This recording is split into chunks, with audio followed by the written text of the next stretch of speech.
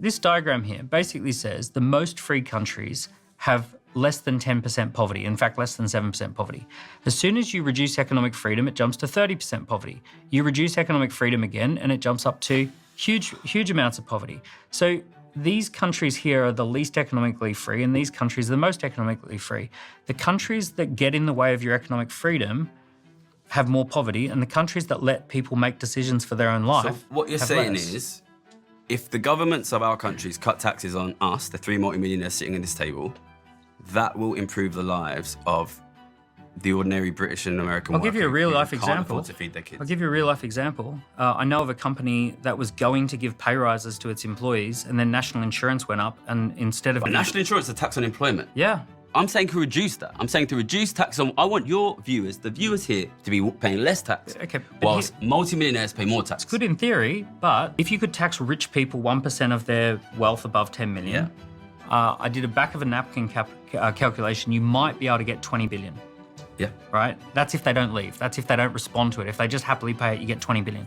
Okay. That's less than a week worth of current government spending. So the government's out of control. 1.2 trillion a year of government spending is now what they spend. Okay, so let's cut that, get that 20 billion and cut the taxes for the viewers. Cut their income so taxes. that works out about 250 a year. Okay, so let's do more.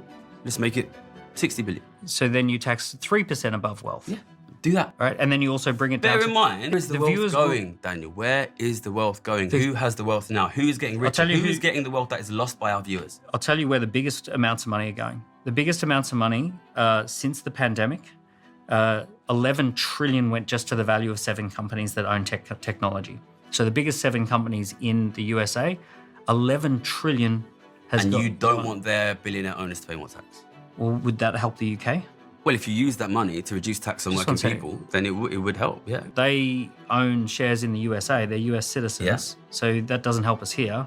And No, but it will help the American consumer, and then we can export the American consumer, and it will mean the American consumer has money, and then it will show British people how much you can achieve by taxing super rich. We can raise tax on our super rich here. And then what I want is these guys to be taxed so much that they start to sell assets, and then ordinary British people can buy assets again. Because what I want is our viewers to be able to own things.